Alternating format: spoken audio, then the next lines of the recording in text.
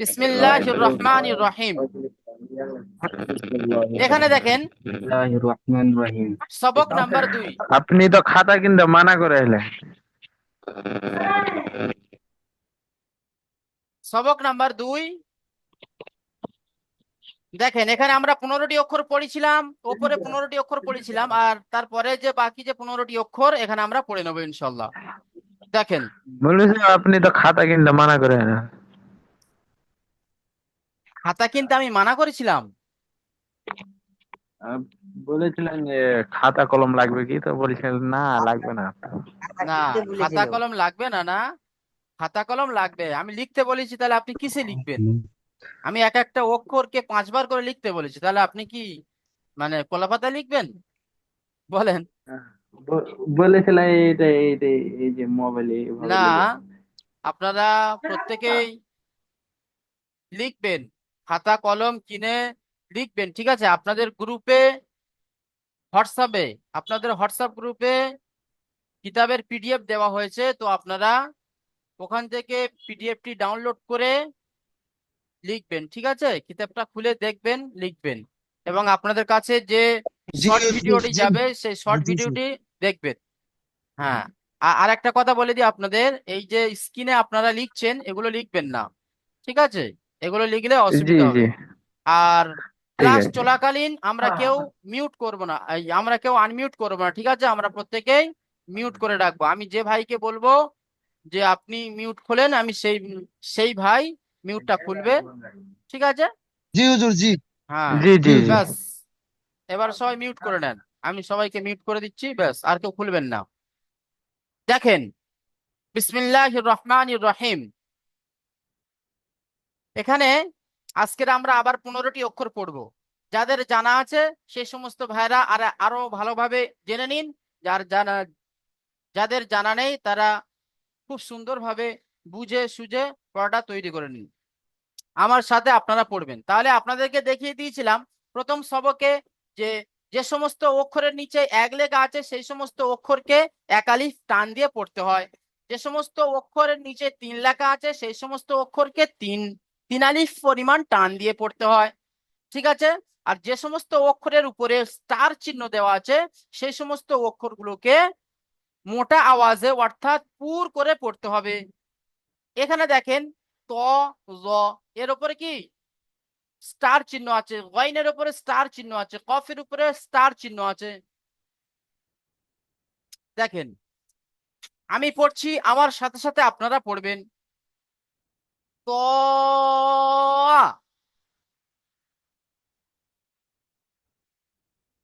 ত,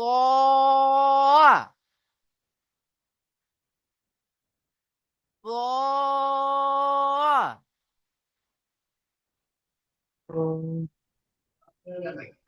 তাহলে এই এই যে দুটি অক্ষর আমরা পড়লাম, এই দুটি অক্ষর কি আছে? মানে এই দুটি অক্ষরের মধ্যে সামঞ্জস্য আছে, দেখতে একই রকম। এই দুটি অক্ষর কি দেখতে একই রকম, ঠিক আছে? কিন্তু এদের মধ্যে পার্থক্যটা হলো কি, এদের মধ্যে পার্থক্যটা হলো নক্তার পার্থক্য। তয়ের উপরে কোনো নক্তা নেই, দয়ের উপরে একটা নক্তা আছে। তয়ের উপরে কোনো নক্তা নেই, তাই একে ত বলা হচ্ছে। এই অক্ষরের আকৃতিটা কেমন? এই অক্ষরের আকৃতিটা ইংরাজি বি এর মতো। ইংরাজি কি, ইংরাজি বি এর মতো এর আকৃতি। দেখেন ভালো করে, এগুলো চিনে নেন ভালো করে। ইংরাজি বি এর মতো এর আকৃতি, একে বলা হবে ত। একে কি বলা হবে? ত। এইভাবে একটা, ত। এইভাবে একটা ডিম আকৃতিতে করে, ডিম আকৃতিতে এঁকে ওপর থেকে একটা দাঁড়ি দিয়ে দিলে সেটা হবে ত। এই ত, এ কিন্তু নোক্তা থেকে খালি আছে, দেখেন। এর যেরকম নক্তা আছে এর কিন্তু ওরকম নক্তা নেই। সুতরাং এই নক্তাবিহীন এই ইংরাজি বি এর মতো অক্ষরটিকে ত বলা হবে, ঠিক আছে? নক্তাবিহীন ইংরাজি বি এর মতো অক্ষরটিকে ত বলা হবে। এবারে এই ত, এই ত এর উপরে যদি বা একটা নক্তা দিই তাহলে এটা কি হবে? জ। এটা কি হবে? জ হয়ে যাবে। যাকে, যেটা হলো এই, যেটা হলো কি এই। তাহলে এই দুটি অক্ষরের মধ্যে পার্থক্য হলো একটা, সেটা হলো নক্তার পার্থক্য। তয়ের উপরে নক্তা নেই, দয়ের উপরে নক্তা আছে। ত খালি দর উপরে এক নক্তা। কি? ত খালি জয়ের উপরে এক নক্তা। আমরা এটা ভালো করে দেখে নি, তকে আমরা দ বলবো না আর কে আমরা ত বলবো না। ঠিক আছে? তাহলে দুটি অক্ষর কি হলো? আমার সাথে আপনারা পড়বেন, ত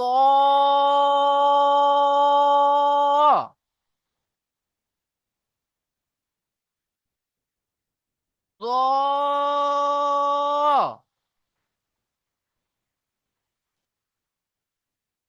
তারপরে দেখেন, এই দুটি অক্ষর কিন্তু একই রকম। ঠিক আছে? এই দুটি অক্ষর একই রকম। এই দুটি অক্ষরের আকৃতি কেমন? এই দুটি অক্ষরের আকৃতি হলো কাস্তের মতো। যে কাস্তে দিয়ে ধান কাটা হয় সে কাস্তের মতো আকৃতি। তবে এর মাথাটা একটু কি, মাথাটা একটু মোড়া, মাথাটা একটু মোড়া আছে। ঠিক এমনই আমি যেমন লিখছি দেখেন, এমনই দেখেন। একে বলা হবে, এই অক্ষরটিকে বলা হবে আইন। কি বলা হবে? আইন। এই অক্ষর, এই অক্ষরটিকে 3 আলিফ পরিমাণ টান দিয়ে আমাদেরকে পড়তে হবে, কারণ এই অক্ষরের নিচে 3 লেখা আছে।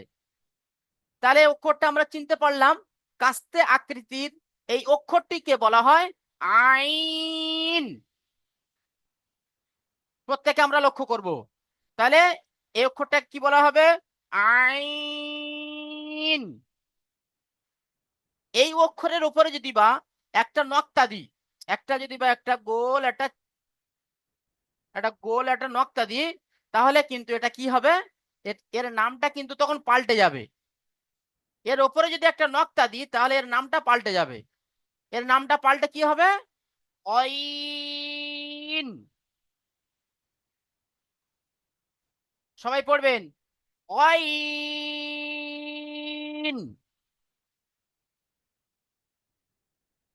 তাহলে এই অক্ষরকে বলা হবে আইন। এই অক্ষরটিকে বলা হবে অইন। তাহলে আইন আর গইন আমরা বুঝতে পারলাম। আইন আর গইন এই দুটি অক্ষর কিন্তু একই রকম। এদের মধ্যে পার্থক্য হলো একটা নক্তার, জাস্ট একটা নক্তার পার্থক্য। যদি বা নক্তা, এই আইনের উপর যদি একটা নক্তা দিই তাহলে আইন হয়ে যাবে গইন, আর গইনের উপরে নক্তাটা যদি কেটে দিই তাহলে গইনটা হয়ে যাবে আইন। ঠিক আছে? তাহলে আমরা 4টে অক্ষর আমরা বুঝলাম। ত,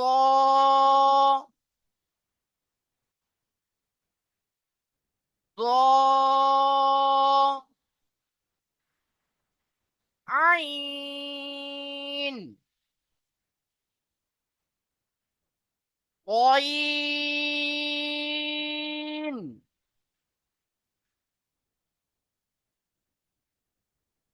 তারপরে দেখেন ফা, এটাকে বলা হবে ফা। এই মুখটাকে মুড়ে, এই মুখটাকে মুড়ে দিলে হয়ে যাবে ফা। আমরা পিছনে পড়েছি কেমন? পিছনে পড়েছি একে বলা হয় বা। নিচে একটা নক্তা থাকলে একে বলা হয় বা। নিচে একটা যদি এরকম নিচে যদি বা একটা এরকম নক্তা থাকে একে বলা হবে বা। আমরা এরকম পড়েছি। কিন্তু এই বায়ে, এই বায়ের মুখটা যদি এরকম গুটিয়ে দিই, গুটিয়ে দিয়ে আর মাথায় যদি একটা এরকম নক্তা দিই তাহলে হয়ে যাবে, এর নামটা পাল্টে যাবে। নামটা কি হবে? ফা। নামটা কি হবে? ফা। ফা। বুঝতে পেরেছি আমরা? এই অক্ষরটা আমরা চিনতে পারলাম। এই অক্ষরটা কিন্তু 5টা অক্ষর হবে। এই অক্ষরটার সাথে 5টা অক্ষর মিল আছে। কি? এটাকে যদি আমরা উড়িয়ে দিই, এটাকে যদি আমরা উড়িয়ে দিই, দিয়ে যদি নিচে একটা নোক্তা দিই তাহলে হবে বা। নিচের নোক্তাটা কেটে দিয়ে ওপরে যদি দুটো নোক্তা দিই তাহলে হবে তা। তায়ের সাথে এই দুটি নোক্তার সাথে আরেকটা যদি নোক্তা দিই তাহলে হবে সা। কি? তাহলে হবে সা। আর এর ওপরে যদি আরেকটা, মানে এই 3টে নক্তাকে যদি কেটে দিই, এই নক্তাগুলো যদি আমরা কেটে দিই, কেটে দিয়ে যদি মাঝখানে যদি একটা নক্তা দিই তাহলে হয়ে যাবে নুন। যে নুনটা এখানে আছে আপনার মানে একটু পরে আপনাদেরকে বোঝাবো। মাঝখানে একটা নক্তা দিলে হয়ে যাবে নুন। তাহলে একটা হুরুফ, একটা অক্ষর অনেক অক্ষরের আকৃতি নিতে পারে, কিন্তু কিন্তু নক্তার পার্থক্য হবে কি, নক্তার পার্থক্য হবে। এর উপরে যদি এরকম দুটো নক্তা দিই তাহলে হয়ে যাবে এই কফ। এরকমই লেখা আপনার পরে আসবে, ঠিক আছে? তাহলে দুটো উপরে নক্তা থাকলে তাকে তাহলে তাকে কি বলা হবে? কফ বলা হবে।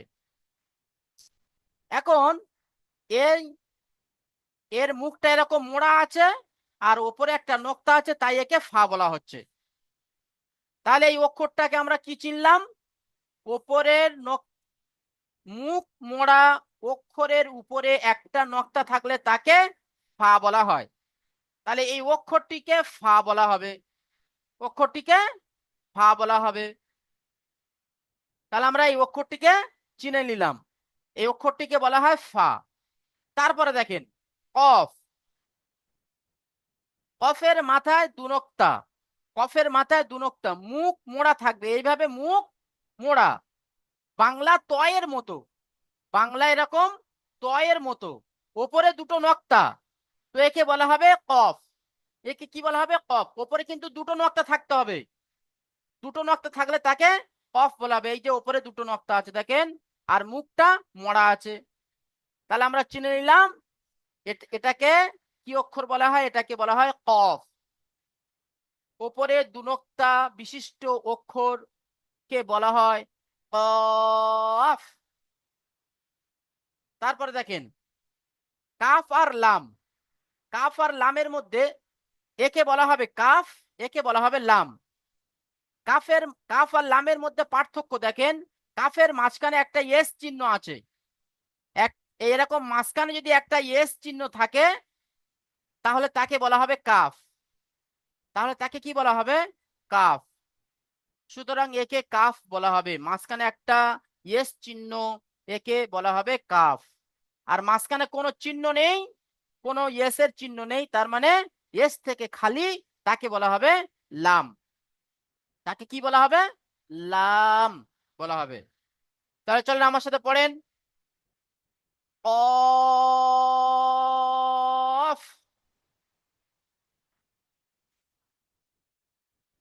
কাফ,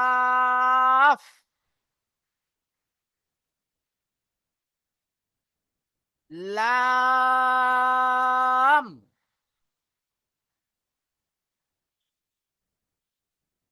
তাহলে কফ কাফ লাম আমরা বুঝতে পারলাম। তারপরে দেখেন মিম। এই অক্ষরটিকে মিম বলা হবে। মুখ মুড়ে দিয়ে জিহবার মতো একটা সুর বার হয়ে গিয়েছে, কি জিহবার মতো, হাতির মুখের সুরের মতো একটা সুর বার হয়ে গিয়েছে, এরকম থাকলে একে বলা হবে মিম। কি বলা হবে? একে মিম বলা হবে। এই মিমকে ৪ পরিমাণ টান দিয়ে পড়তে হবে। তাহলে এই অক্ষরটাকে আমরা কি বলবো? মিম বলবো। এই অক্ষরটাকে মিম বলবো। সবাই আমরা খেয়াল করি, এই জীব আকৃতি অক্ষরটিকে বলা হবে মিম। এরপরে আসবে এই এই এর পরে আসবে এই জিহ্বা, এই চিহ্নটা কেটে যাবে, এই সুরওয়ালা চিহ্নটা কেটে যাবে, গিয়ে জাস্ট এরকম একটা পেঁচানো একটা অক্ষর আসবে, তাকে বলা হবে মিম। সেটা আপনাদের পরে বোঝানো হবে ইনশাল্লাহ। এখন যেটা আসলি হরফ, সেই হরফটা আপনারা চিনে নেন। তাহলে একে বলা হবে মিম। তারপরে দেখেন নুন। নুন, এর কোনো মুখ মোড়া নেই, ঠিক আছে? এর কোনো মুখ মোড়া নেই, সুতরাং একে বলা হবে নুন। মুখ মোড়া নেই এবং মাঝখানে একটা নক্তা থাকবে, মুখ মোড়া থাকবে না এবং মাঝখানে একটা নক্তা থাকবে, একে বলা হবে নুন।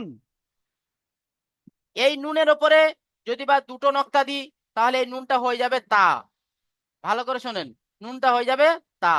তার তার উপরে যদি আরেকটা নক্তা দিই, অর্থাৎ 3টে নক্তা যদি হয় তাহলে হয়ে যাবে সা। এই মুখটা মুড়ে যদি বা এর উপরে একটা নখ মানে মুখটা মোড়া থাকবে আর উপরে একটা নক্তা থাকবে তাহলে হয়ে যাবে এই ফা। মুখ মোড়া থাকবে তার উপরে দুটো নক্তা থাকবে হয়ে যাবে এই কফ। তাহলে 3টে 4টে 5টা 6টা একটা অক্ষর 6টা আকৃতি নিতে পারে, এগুলো আমরা খেয়াল করব। আর এইভাবে আমরা পড়বো যে এর উপরে দুটো নক্তা দিলে এটা হয়ে যাবে তা, এর উপরে 3টে নক্তা দিলে এটা হয়ে যাবে সা। এর মুখটা যদি বা মুড়ে দিই তাহলে মুখটা মুড়ে উপরে যদি একটা নক্তা দিই তাহলে হয়ে যাবে ফা। এইভাবে আমরা পড়বো। তাহলে এই অক্ষরটিকে বলা হবে নুন। আমার সাথে আপনার পড়ে নেন, নুন।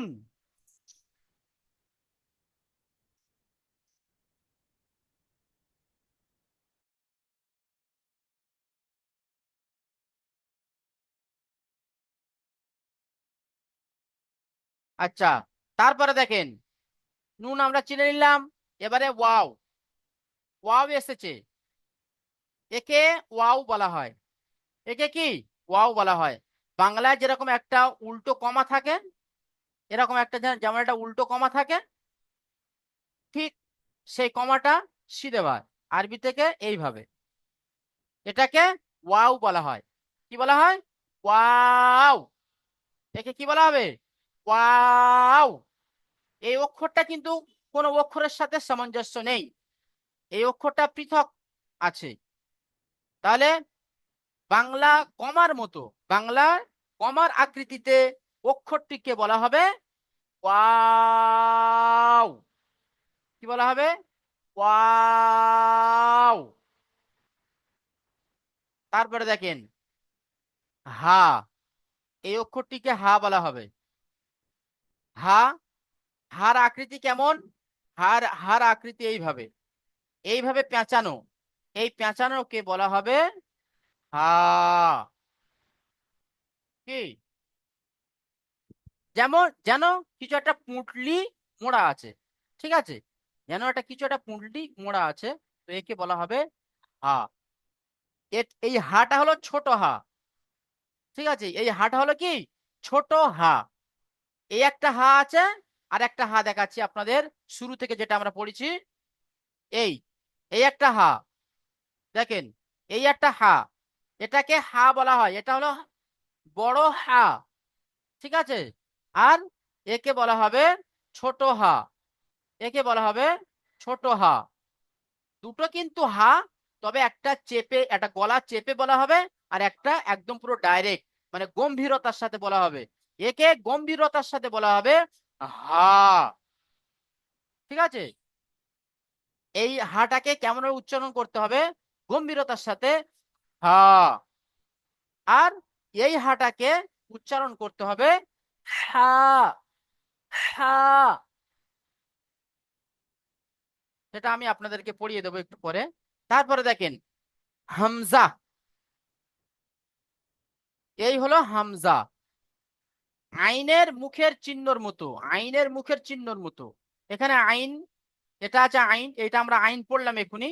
এই আইনের মুখের যে চিহ্নটা আছে, এই চিহ্নটা কিন্তু জাস্ট অনলি ফর এখানে আছে, তবে এর কিন্তু এই যে ডিম আকৃতিতে, এই ডিম আকৃতিতে কিন্তু এখানে নেই। আর এই অক্ষরটি ক্রস চিহ্ন, অর্থাৎ একে টান হবে না। দুটো অক্ষর এমন যে দুটো মোটে টান হয় না, একটা হলো আলিফ, একটা হলো হামজা। তারপরে দেখেন ইয়া, একে বলা হবে ইয়া। যেমন আমরা বাংলায় পড়েছি, যেমন আমরা কি বাংলায় পড়েছি র, র র এইভাবে পড়েছি, নিচে একটা ডয় শূন্য র, এইভাবে পড়েছি তো, একে বলা হয় র। তো এর নিচে যদি বা এরকম দুটো নক্তা থাকে, তো এর নিচে যদি বা এরকম দুটো নক্তা থাকে তাহলে এটাকে বলা হবে ইয়া, ঠিক আছে, বোঝা একদম সোজা। তাহলে রর নিচে যদি একটা নক্তা দিই, রর নিচে দুটো নক্তা দিই তাহলে সেটা হয়ে যাবে ইয়া, তাকে একে বলা হবে কি ইয়া। এই ইয়া আবার কখনো সময়, এই ইয়া আবার কখনো সময় এই আকৃতিতে আসবে, কি এই এই আকৃতিতে আসবে, এটাকে ইয়া বলা হয়। এইভাবে ফেলে দিলে হয়ে গেল, একে ইয়া বলা হয়। আবার এই ইয়া কখনো বায়ের মতো আসবে, যেমন বায়ের নিচে এক নোক্তা, একে বলা হয় বা। এর পাশে যদি আরেকটা নোক্তা দিই তাহলে হয়ে যাবে ইয়া। ওপরে যদি বা দুটো নোক্তা দিই তাহলে হয়ে যাবে তা। আরো যদি একটা নোক্তা বাড়িয়ে দিয়ে হয়ে যাবে সা। মুখটা মুড়ে যদি বা ওপরে একটা নোক্তা দিই তাহলে ফা হবে। তার পাশে আর একটা অক্ষর দিলে, আর একটা নোক্তা দিলে হয়ে যাবে কি অফ। আর সব নোক্তাগুলো যদি বা আমরা কেটে দিই, সব নোক্তাগুলো কেটে দিলাম, দিয়ে মাঝখানে শুধু একটা নোক্তা দিলাম, তাহলে হলো কি নুন হয়ে গেল। তাহলে একটা অক্ষর 7টা অক্ষরের আকৃতি নিচ্ছে। পার্থক্য হলো নোক্তার পার্থক্য, এগুলো আমরা খুব খেয়াল করব। তাহলে এর নিচে যদি বা দুটো নোক্তা দিই তাহলে এটা হবে ইয়া, যে ইয়াটা এখানে আছে বাংলা র এর মতো, তারপরে একটা ইয়া আছে। এটা হলো কি জাস্ট এমনই, যেমন আমরা টিক চিহ্ন মারি, যেমন আমরা কি টিক চিহ্ন মারি, তো টিক চিহ্নর সাথে যদি ভাই এটা জুড়ে দিই তাহলে এটা হয়ে যাবে ইয়া। এটা কি হয়ে যাবে ইয়া।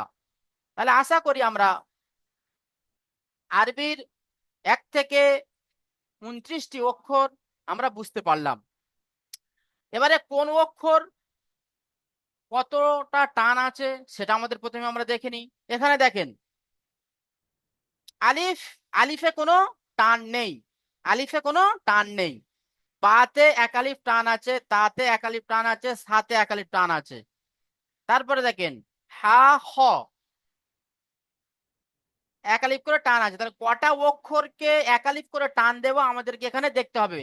সেই সমস্ত অক্ষরগুলো আমাদেরকে পেহচানতে হবে, চিনে রাখতে হবে।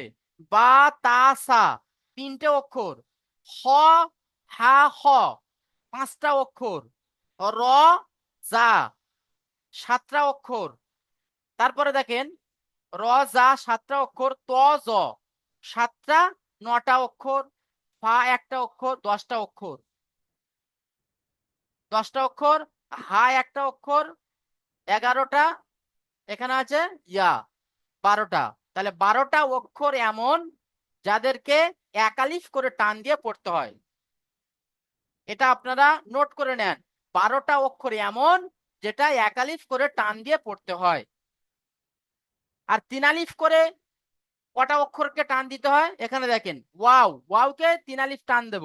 ওয়াও, কফ, কাফ, লাম, মিম, নুন।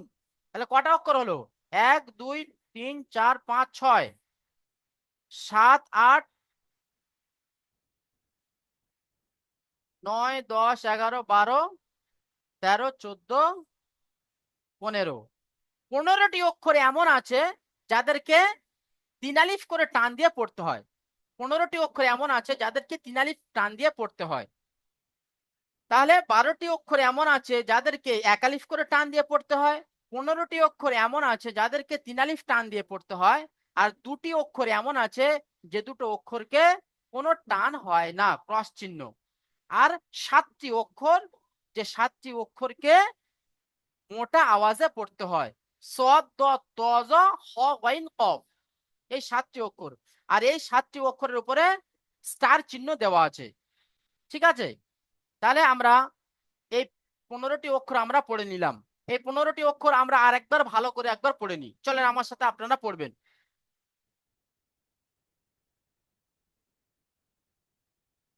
ত,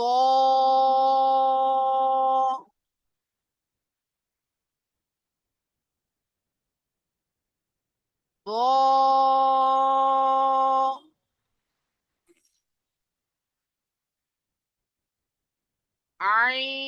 আইন,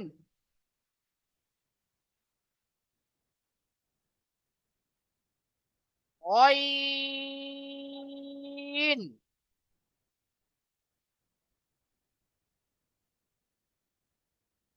ফা,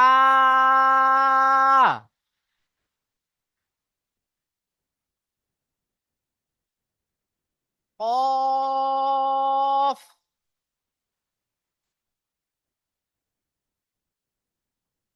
কাফ,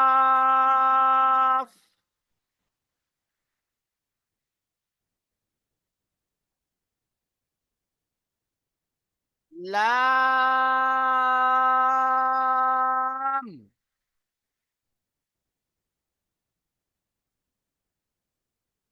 মিম,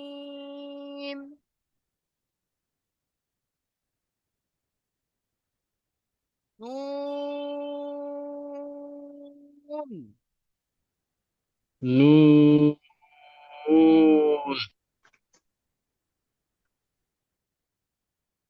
ওয়াও,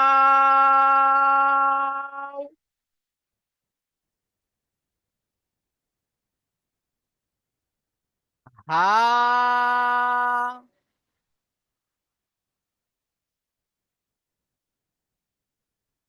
হামজা, হামজা, ইয়া,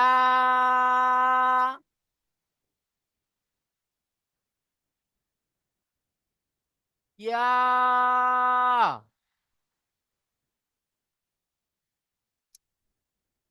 তাহলে আমরা এই 15টি অক্ষর খুব সুন্দরভাবে খাতা কলমে লিখবো, বলবো আর লিখবো, বলবো আর লিখবো। আর এক একটা অক্ষর, আর যে সমস্ত অক্ষরের সাথে যে সমস্ত অক্ষরের সামঞ্জস্য, সেই সমস্ত অক্ষরগুলো আমরা, এই যেমন এখানে ত আর দ, ত এর উপরে একটা নক্তা দিলে একে বলা হবে দ, দ এর থেকে নক্তাটা খালি করে দিলে একে বলা হবে ত। আইন গইন, আইনের উপরে কোনো নক্তা নেই, এই আইনের উপরে যদি একটা নক্তা দিয়ে একে বলা হবে গইন। গইন, গইনের উপরে যে নক্তাটা আছে ওই নক্তাটা যদি আমরা কেটে দিই তাহলে হয়ে যাবে আইন। এইভাবে আমরা উল্টো পাল্টা ভাবে আমরা এগুলো পড়ে পড়ে পড়ে পড়ে পড়ে পড়ে জবানে পড়ে পড়ে পড়ে পড়ে এই সমস্ত অক্ষরগুলো আমরা চিনে নেব। আর এই সমস্ত অক্ষরগুলো যখন আমরা চিনে নেব তখন আমাদের আগে বাড়াটা খুবই সহজ হবে, আর মানে খুবই ইজিলি হয়ে যাবে আমাদের আগে বাড়াটা। ঠিক আছে, সব থেকে বড় কথা হলো আলিফ থেকে ইয়া পর্যন্ত এই 29টি অক্ষরকে চেনা। ওই জন্য করে আপনাদের কাছে রিকোয়েস্ট করব, আপনারা এই 29টি অক্ষরকে খুব ভালোভাবে তৈরি করবেন। তারপরে দেখেন অক্ষরের পরীক্ষা। এবারে অক্ষরের পরীক্ষা 2 নম্বর সবকে আলিফ থেকে ইয়া পর্যন্ত 29টি অক্ষরের সব এখানে, সব অক্ষর এখানে দেওয়া হয়েছে। ঠিক আছে, প্রত্যেকটা অক্ষরকে এখানে লাগানো হয়েছে, এখানে কিন্তু উল্টো পাল্টা ভাবে লাগানো আছে। এই সমস্ত অক্ষরগুলোকে আমরা সঠিক ভাবে বলবো। ঠিক আছে, এখানে দেখেন তা, ত, সা, সিন, হা, সদ, শিন, এইভাবে দেওয়া আছে, উল্টো পাল্টা ভাবে দেওয়া আছে। এই সমস্ত অক্ষরগুলো আমরা চিনবো এবং উল্টো পাল্টা ভাবে আমরা যেন পড়তে পারি। ঠিক আছে, আচ্ছা, তাহলে এখন অক্ষরের পরীক্ষা হয়ে গেল। এবার অক্ষরের পরীক্ষাতে আপনাদের এখান থেকে একটু ধরে নিই দেখি আপনাদেরকে। আচ্ছা, একটা একটা অক্ষর আমি ধরবো এক এক ভাইয়ের, ঠিক আছে, আপনারা প্রস্তুত থাকবেন। একটা একটা অক্ষর আপনাদেরকে ধরবো, যেহেতু সময় কম, শুরু থেকে আমাদের সময়টা গুলিয়ে গিয়েছে, আপনাদের আবার পিছনে পড়াটা আপনাদের ধরতে হবে, যেহেতু একটা একটা করে আপনাদের অক্ষর, যাতে আপনারা অক্ষরটা চিনতে পারেন। আচ্ছা, এখন ভাই,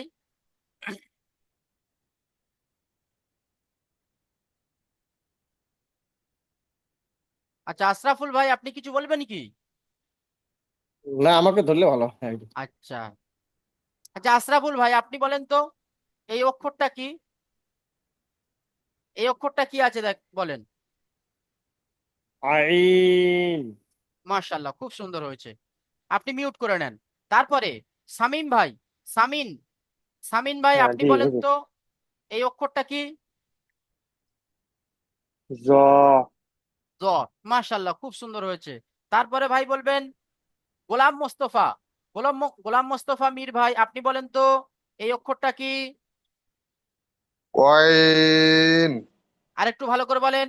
অইন। কয়েন। মাশাআল্লাহ, খুব সুন্দর হয়েছে। আবু সালাম ভাই আপনি বলেন এই অক্ষরটা কি? জলদি বলেন আবু সালাম ভাই, মিউট খোলেন। হ্যাঁ, হা মাশাআল্লাহ, খুব সুন্দর হয়েছে। তারপরে আকাশ, আকাশ ভাই আপনি বলেন তো এই অক্ষরটা কি?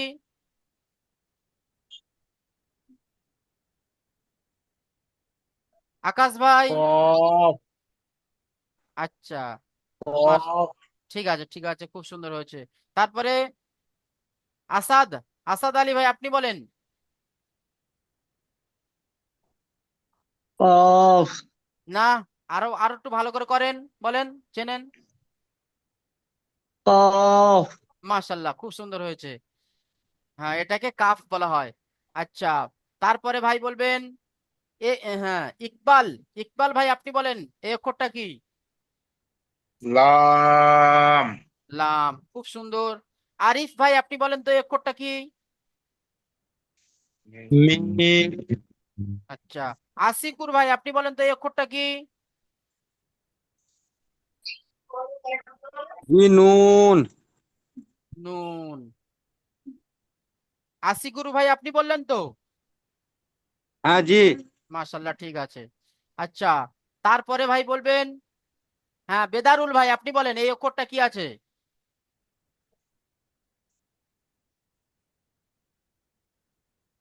বেদারুল ভাই, জলদি জলদি নেন।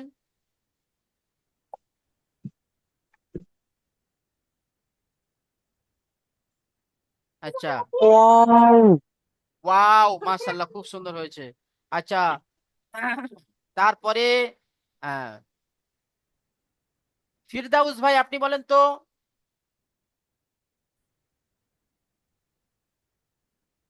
হ্যাঁ হ্যাঁ নয়, আমি বলেছিলাম গম্ভীর, গম্ভীর আওয়াজ বার করতে হবে। হা, এইভাবে। হ্যাঁ হা, হ্যাঁ যেমন গরু ডাকে, হাম্মা, এইভাবে যেমন ডাকে, ওই রকম আওয়াজটা বার করতে হবে। হা। হ্যাঁ মাশাল্লাহ, এইবারে হয়েছে আপনার এই আওয়াজটা, এইবারে এই অক্ষরটাকে সহি হয়েছে। ঠিক আছে। আচ্ছা, তারপরে জমির ভাই, জমির ভাই আপনি বলেন এই অক্ষরটা কি আছে?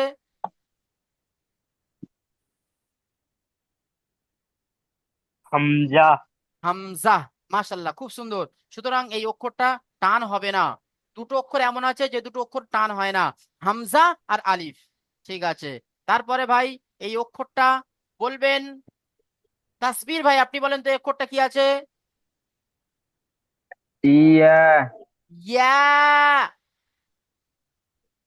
ইয়া মাশাল্লাহ। আর এই অক্ষরটা কি আছে? এটাও কি আছে? ইয়া ঠিক আছে, খুব সুন্দর হয়েছে। তারপরে আমরা এবারে চলে আসবো অক্ষরের পরীক্ষায়। অক্ষরের পরীক্ষায় আমরা দেখি কোন ভাই কেমন পারে। অক্ষরের পরীক্ষাতে, হ্যাঁ, শাহ ভাই আপনি বলেন তো এটা কি আছে, এই অক্ষরটা কি আছে?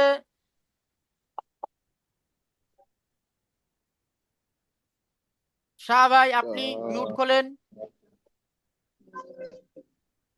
শাহ ভাই,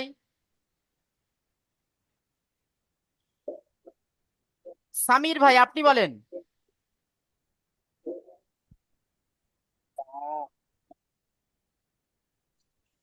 বলেন,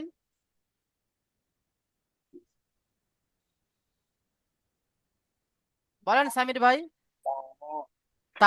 মাশাল্লাহ, খুব সুন্দর হয়েছে।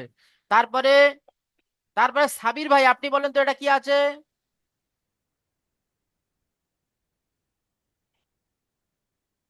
তোয়া তোয়া তো। তো তো তো, হ্যাঁ। আচ্ছা, তারপরে ভাই বলবেন,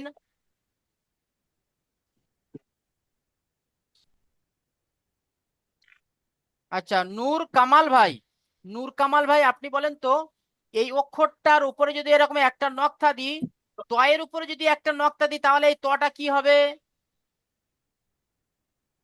নূর কামাল ভাই বলেন।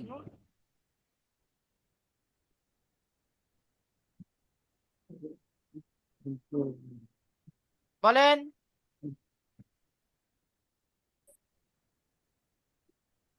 আমি আওয়াজ শুনতে পাচ্ছি না। জ, জ, জ। মাশাল্লাহ। তারপরে, তারপরে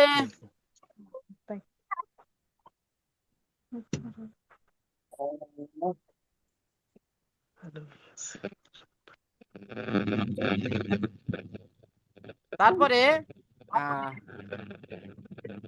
আছে।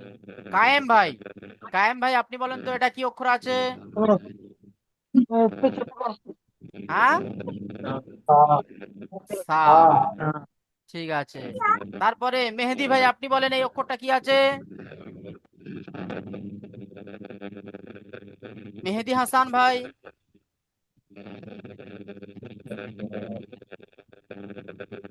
মেহেদি হাসান ভাই, এই অক্ষরটা দেখেন,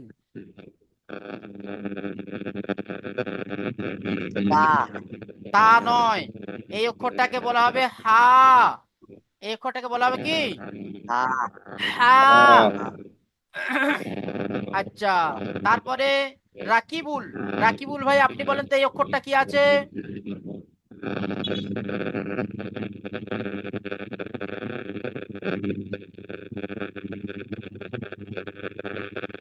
বলেন রাকিবুল। সোয়াদ, মাশাআল্লাহ, খুব সুন্দর হয়েছে।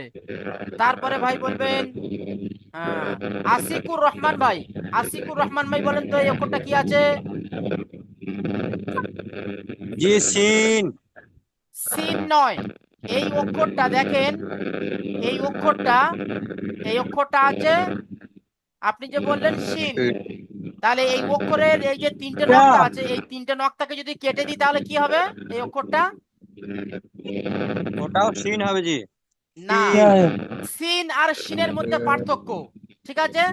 সিন এর সিন উপরে, আর শিন, হ্যাঁ। হ্যাঁ, সিনের উপরে কোনো নক্তা থাকে না, শিনের উপরে তিনটে নক্তা থাকে, যেটা এখানে আছে।